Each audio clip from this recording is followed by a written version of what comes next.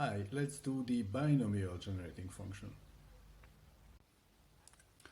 Take a binomial random variable x of parameters n and p, and let's find the generating function, which is defined as the expectation of s to the x, or as the sum from 0 to, well, in principle to infinity, but I'm going to stop at n because the mass function is 0 above. And so what I need to do is s to the I times the mass function. What is the mass function? It's n choose I, and then p to the I and q to the n minus I. Q is 1 minus p here. Okay? So can we calculate this? Well, of course we can, because Newton's binomial theorem told us what to do when we see a binomial coefficient summed up with some I powers and n minus I powers from 0 to n. The answer is that we take sp and q and raise it to the nth power. Okay, so that's the generating function for binomial. It's always good to make a few cross checks. Do we have p of 1 equals to 1 is the binomial proper random variable? Well, 1 times p plus q to the n is in fact p plus q, which is 1 to the n is 1, so we're happy about that.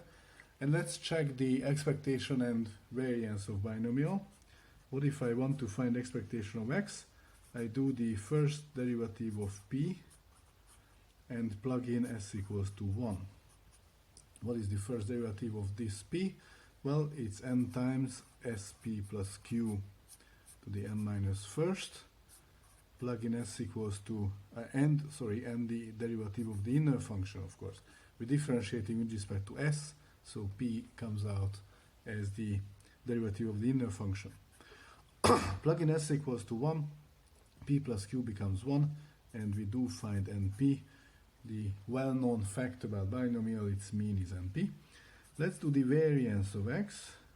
So how do we do the variance? Again, the variance is second moment minus square of the first moment. So my notation is that this means that the square is under the expectation, right? Okay, now that's not exactly what we can get from a generating function.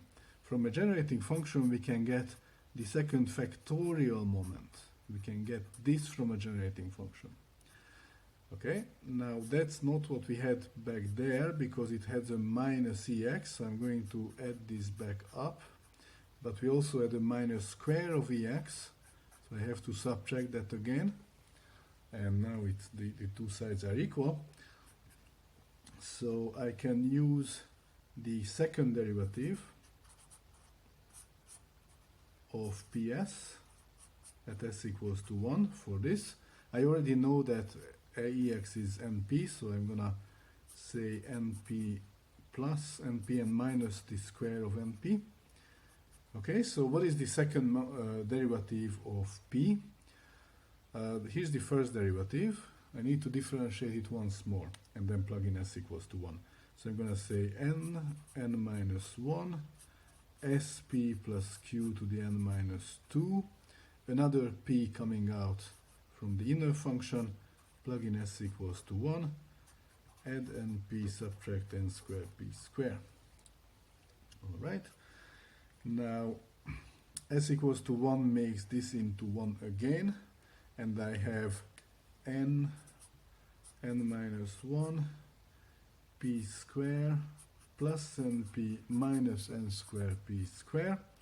Now n square p square is gone, and I'm left with np minus np square. Or if I factor out np, then it's np1 minus p, or npq, and that's again the well-known formula for the variance of the binomial.